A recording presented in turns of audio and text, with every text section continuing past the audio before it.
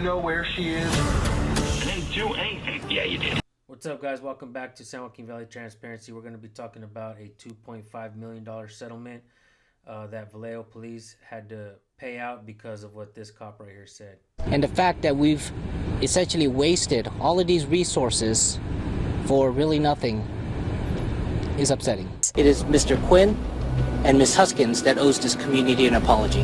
The docu-series American Nightmare that chronicles the bizarre Vallejo kidnapping case of physical therapist Denise Huskins is topping the Netflix charts.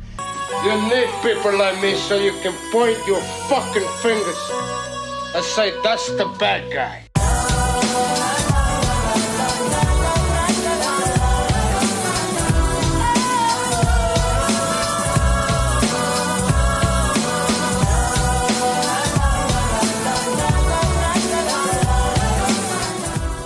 What's up, guys? Good morning. We're going to talk about a documentary that I recently saw on Netflix, and the documentary is called American Nightmare. And I want to point out a couple things that I noticed from the documentary. I know it's been out maybe a couple months. I just recently watched it. I kind of stayed away from it because I don't really watch a lot of TV and stuff, but I got some comments from you guys that said that I should really check it out and give you my thoughts on it. So that's what I'm going to do for you today. And it's a true crime documentary.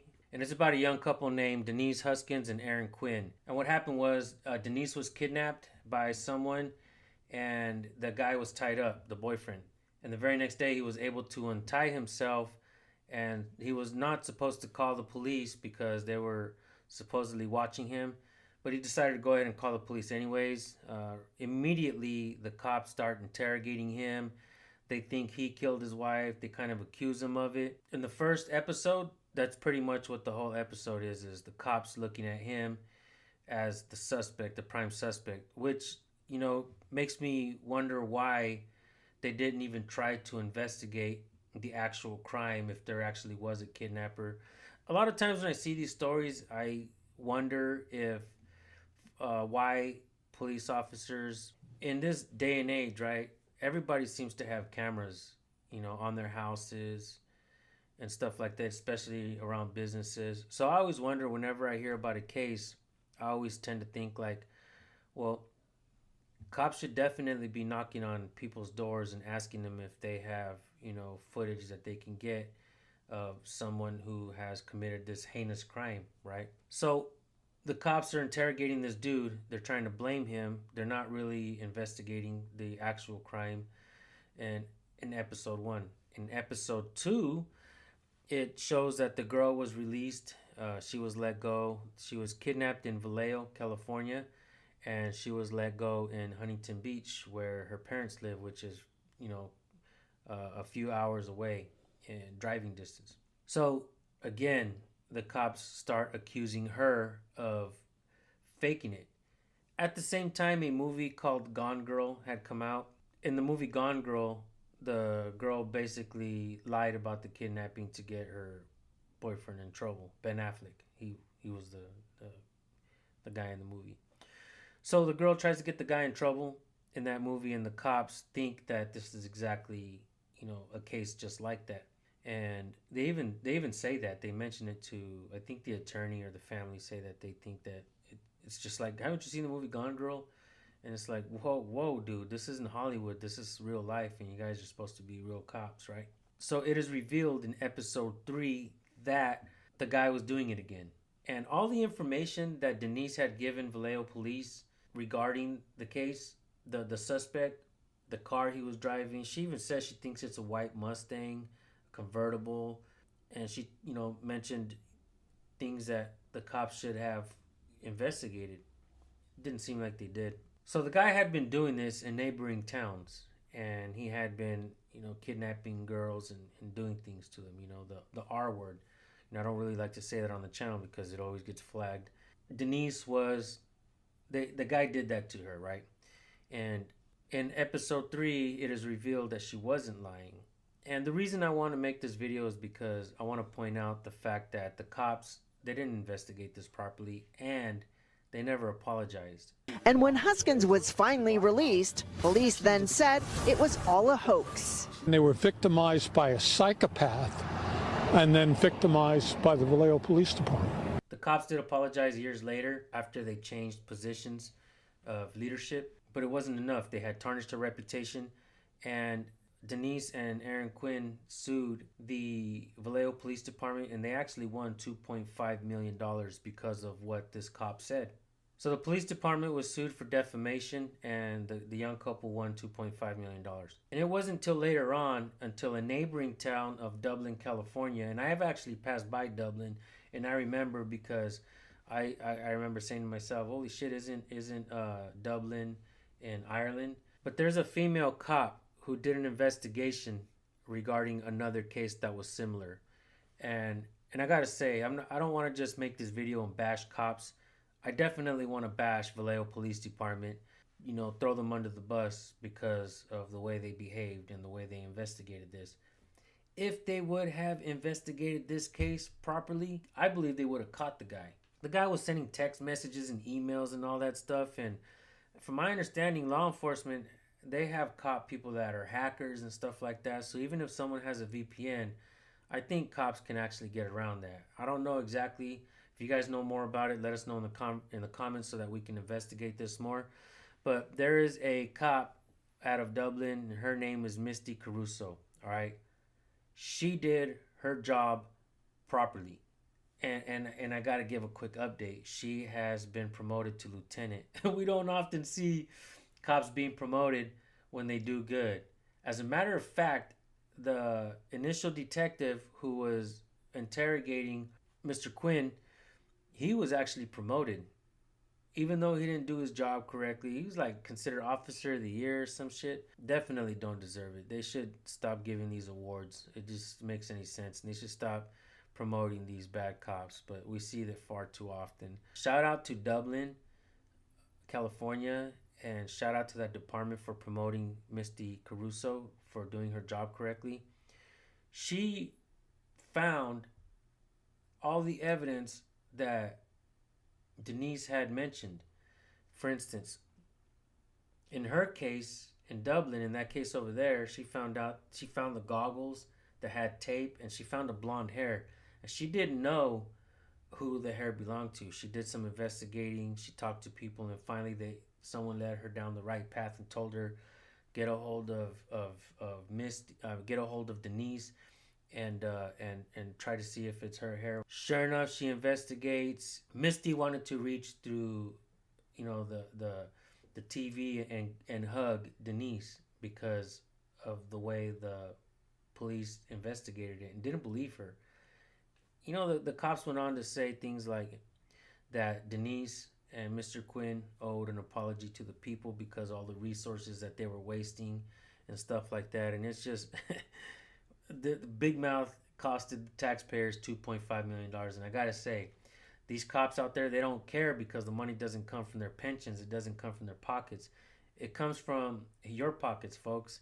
You know, you guys work hard in your daily jobs, your 9 to 5s. You guys are out there busting your ass, and you guys have to pay taxes on that.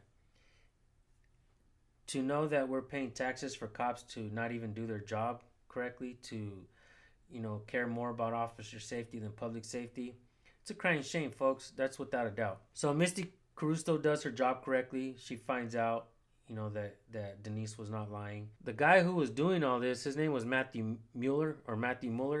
He's an ex-Marine and Harvard graduate. He just thought he was smart. He could outsmart everybody. But he was kind of stupid because even when the cops weren't believing Denise, I don't know if he had like half a conscience or something, but he was like sending emails talking about she ain't lying. Here's the gun with the flashlight taped to it that I used. Like, look, guys, I'm a bad guy. You know, someone needs to catch me so I can stop doing this. And the police is like, this guy's crazy, right? Yeah, I don't know. They did not, like I said, they didn't do their job properly. The documentary was totally mind-blowing, folks. You know, I'm sorry if I'm giving you guys some spoiler alerts.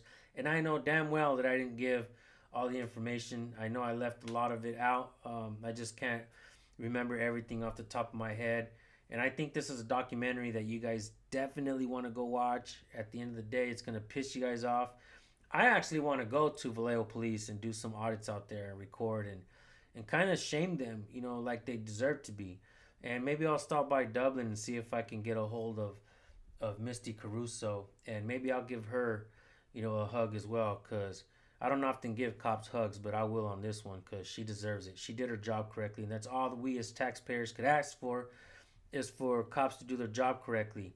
And outstanding work, Dublin Police Department, for promoting her to lieutenant. This is what we want to see. Somebody who has a heart, somebody who has compassion, somebody that cares for the people. Sure, I know people lie and do a lot of dumb shit, but you still have a job to do, and your job is to investigate properly. She did her job. Vallejo Police didn't do their job. And it's departments and police officers like the ones in Vallejo who tarnish the reputation of all police officers. And ℍ𝕀ℙ𝐻𝐿 saved the day at the end of the day. And I'm glad that the young couple actually won that lawsuit. I'm not going to lie, when I was watching that documentary, there was a point where she was talking about what happened to her and how the cops treated her. And there was a part in that documentary where Denise was talking to the camera, telling her story and what she went through. And Aaron Quinn, her boyfriend, was just looking at her, and you could see the pain, you know, as he was staring at his wife, and the love that he had for her and the pain that he was feeling. It made me want to cry. You know, I'm tough as nails, guys, and I can get my ass kicked in the middle of the street and I ain't gonna cry. But when it comes to things like this, it breaks my heart, you know. Like I also have a conscience, and I also have, you know, compassion for people. And, you know, it made me, you know, think of my girl, and, you know, think of, you know, how much I love her as well. And, you know, if something like that would happen to her, would I stop loving her? Like, absolutely not. You know, and it just, I seen pain in both of their eyes, and they looked at each other. And I got to say, I'm happy that they stayed together. I'm happy that they got $2.5 million. I believe they deserve more. I believe they deserve every last penny out of those cops who investigated, who was involved in that case, or who didn't speak up for the young couple. Every last penny out of their pensions, I believe they should retire with absolutely nothing. It sucks to say, but, you know, it's our money. It's our money, and we should be able to decide who it goes to. And I believe that every penny from all those cops' pensions should have gone to the young couple. And it sucks that we the people actually have to pay for this. It's absolutely disgusting. Yeah, they didn't do their job. They were actually getting paid to do that job, and the stupid cop, the dumb cop, decided to go on, you know, on the media and say all these things and tarnish their reputation. So if you guys ever get comments, or you guys hear someone talk about, oh, cops are good, it's just the media makes the cops look bad. And yeah, you know, tell them, hey, go watch American Nightmare, and then come back and tell me what you think. You know, I would like the Donut Operator and channels like Officer Tatum, those guys who are always like, oh, cops can do no wrong, and fuck, they have a hard job to do.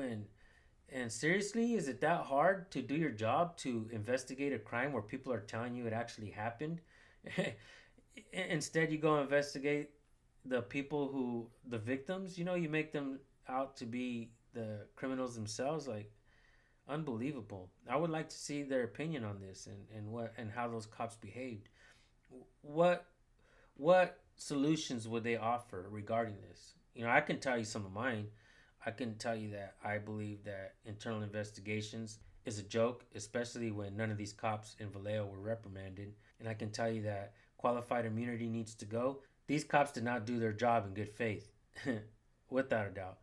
And police unions, you know, protects bad cops and allows bad cops to go from one department to another. Sickening. Absolutely sickening. And like I said, we the people shouldn't have to pay for lawsuits like this. It should come out of their pensions when they screw up. You know, I never cared for that terminology, defund the police, but I do believe that the funds should be really allocated, especially when cops don't do their job correctly, especially when departments and cities are getting sued for millions upon millions of dollars. It's doesn't make any sense to me, guys, how this is a sustainable system for the people. Of course, it's sustainable for government, because government just gets bigger and bigger and bigger, and they don't pay for anything. We the people are the ones paying for everything. We should definitely have a say. You know, I hate hearing cops when they say things like, oh, we can't afford body cams, or we can't afford... What do you mean you can't afford that? We're the ones that are paying for it. You know what I mean? Like, how much? I would like to hear in the comment section how much you guys paid in taxes last year. How much of that went to the departments? How much funding departments get? You know, when the DOJ investigates a department for wrongdoings, like in Phoenix, Arizona, not too long ago, and many other departments as well. You guys got to understand that even when the DOJ investigates these departments, whether they find them to be, you know, a good department or a bad department, do you know that the only solution they offer is just to give them more funds? You know, whether it's for training or whatever, more funds, more funds, more funds, more funds, more funds. I gotta tell you guys, whenever you see a politician talking about, you know, back the blue or giving police officers more funds, more funding, vote them out. Get them out of there. This is the real problems in America right now. And I got to tell you, I don't really talk about this, but I kind of lean more conservative, even though for many years of my life I've leaned more liberal. You know, Rage Against the Machine was one of my favorite bands growing up, just like many of you guys. You know, certain policies make you lean one way or the other. Certain politicians, whether you hate them or like them, make you lean one way or the other. But nonetheless, I got to say that for those of you who think that we should just keep funding police and stuff like that, I want you guys to understand this. You guys want to give police, and this is what scares me about Trump, and I've liked Trump for a long time, but he's also has said some very questionable things. And one of the recent things that he said is he wants to take away qualified immunity from the cops, but give them absolute immunity. I don't know if you guys know this, but a lot of judges, courthouse staff, district attorneys, public defenders, a lot of these, you know, bar members, they have absolute immunity. And I think it's even worse than qualified immunity. It's like saying you cannot sue us. There's, you know, no repercussions for our decisions. You know, law is considered a practice just like medicine. And I can go on and on and on about this stuff. But for those of you who believe that we should keep funding police and back the blue no matter what, and give them, like Trump said, absolute immunity, I want you guys to pay attention to this. In many states now, they're allowing people to join the force to become cops without even being citizens of the United States. Is that why we're seeing a lot of, you know, people who can barely speak English become cops? Makes absolutely no sense to me. I think that you should definitely be a citizen of the United States. You should definitely learn what the Constitution is to become a cop. You know, those are just some of my opinions. You know, I'd like to hear from some of you folks who, you know, lean left or right. It just makes absolutely no sense to me what we're doing with this country. And I do believe that cops not knowing the First Amendment of the Constitution, and we've already proven that on this channel, that they're, you know, it's a massive hoax perpetrated on the people that cops are here to protect and serve. When cops get sworn in, they put their hand on a Bible and lift their hand up, and they swear an oath to the Constitution. But we've been out there in the field asking cops if they even know the simplicity of the First Amendment. They don't know it, guys. And it's easy. Freedom of speech, freedom of press, freedom of religion, freedom of assembly, and freedom to petition your government for redress of grievances. Second Amendment was written to protect all that and to protect your rights. I spoke to an awesome dude named, he has a channel called Trey Vietnam. And this guy has, he does a lot of like Second Amendment carries. And when in the interview that I did with him, he said that the Second Amendment should have been the first because it would have reminded all members of government that we have the Second Amendment or the First Amendment to protect the Second and all that. So I think he was right on that. I do think that the Second Amendment should have been the first, you know, as a reminder to everyone that we do have the right to protect ourselves. And you know, government always wants to limit the Second Amendment, but I got to tell you guys, when seconds count, cops are minutes, if not hours away.